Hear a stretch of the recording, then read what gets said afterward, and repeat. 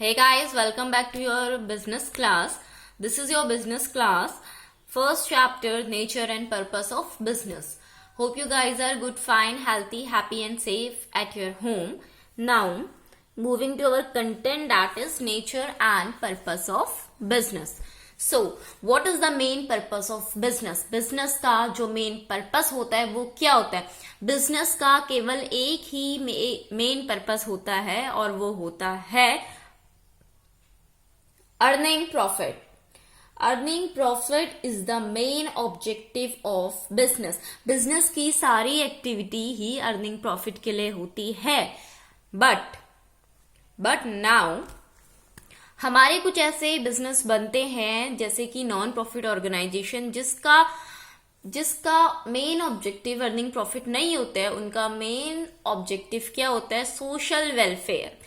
Okay, सो उनके लिए हम बाद में पढ़ते हैं, बट अभी जो हम पढ़ेंगे वो पढ़ेंगे main objective earning profit. Earning money or livelihood by satisfying human needs. Now, let us continue in this. आगे बढ़ते हैं इसमें. बिजनेस की वीडियोस आपकी और वीडियो से काफी डिले हो चुकी हैं, but now it won't be delay and let us proceed, hurry up. So business की जो इकोनॉमिक एक्टिविटीज हैं, कितने टाइप्स ऑफ इकोनॉमिक एक्टिविटीज होती है बिजनेस में. नाउ बिजनेस में हम इकोनॉमिक एक्टिविटीज क्यों पढ़ रहे हैं? फर्स्ट क्वेश्चन तो यहीं पे अराइज हो जाता है कि why are we reading economic activities in business. Economic activities country में हम कहते क्या हैं आजकल करंट में चलते हैं. ओके, लेटेस्ट क्या चल रहा है? इकोनॉमिक जो है हमारी लो हो रही है. ओके, लो हो रही है. इकोनॉमिक किससे रिलेटेड होती है? मनी से. बिजनेस किससे रिलेटेड होता है? मनी से. So business, economic and accounts, all three are correlated with each other, which comes under a one word, that is commerce. जब हम उसको बहुत वास्ट पढ़ते हैं, इकोनॉमिक होता है, देन हम उसको एक स्ट्रैटेजी बनाते हैं, और इकोनॉमिक डेवलपमेंट बोलते हैं हम उसे. ओके, सो इकोनॉमिक स्ट्रेंथ, हमारी कंट्री की इकोनॉमिक स्ट्रेंथ जितनी ही मजबूत होगी, our country will be so what strengthened. हमारी कंट्री उतनी ही मजबूत होगी. तो हमारी टाइप्स ऑफ इकोनॉमिक एक्टिविटीज क्या है? So we are having business, profession and employment. Okay, economic activities में बिजनेस है, प्रोफेशन है एंड एम्प्लॉयमेंट है. नाउ बिजनेस, प्रोफेशन, एम्प्लॉयमेंट में मैं आपको डिस्टिंग्विश करती हूं ये तीनों एक दूसरे से डिफरेंट कैसे हैं.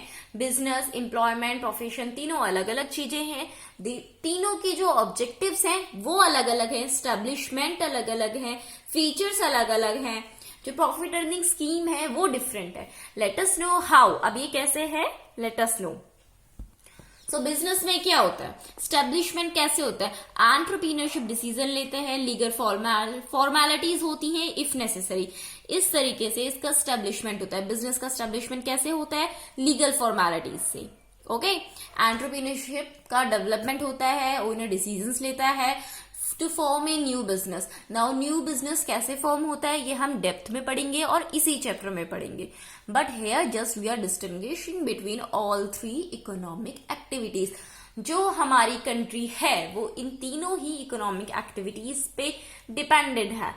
पूरी कंट्री क्या है? इकोनॉमिक एक्टिविटीज के बेस पे चल रही है, जो कि इन तीनों जो वर्ड है यहां पर आपके सामने इन पे डिपेंडेंट है. सो गाइस, पूरे अटेंशन के साथ आप इन तीनों वर्ड्स पे ध्यान दीजिए. बिजनेस का स्टैब्लिशमेंट. नाउ प्रोफेशन कैसे होता है? प्रोफेशन क्या होता है? जब हम कहते हैं that we are professionals, what does it means? Expertise. They are expertise. Okay, expertise in they are expertise in certain matter.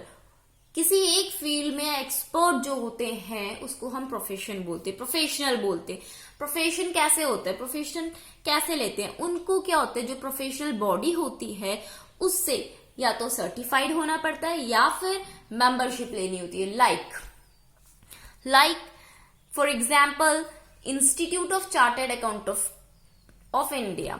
So this institute chartered Accountant of India, इसमें अगर हम चार्टर्ड अकाउंटेंट बनते हैं, ओके, देन व्हाट, हमें इस institute की membership लेनी पड़ेगी.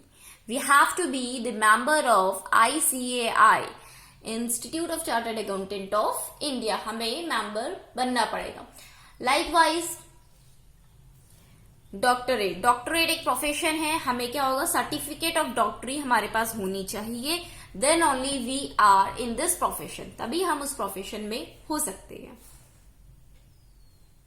नाउ एम्प्लॉयमेंट क्या होता है?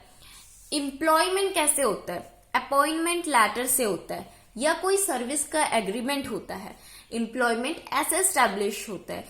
एम्प्लॉयमेंट वर्क तो बाय ओन होता है but under of some other person होता है. Okay, employment is by appointment letter और is service agreement.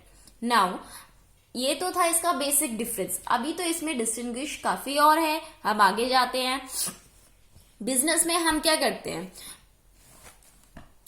Goods and services to public क्या करते हैं? स्प्रेड करते हैं. या तो हम अपने गुड्स को क्या करेंगे? इनफ्लो होगा हमारा गुड्स का, फ्लो होगा. इनफ्लो भी हो सकता है, आउटफ्लो भी हो सकता है.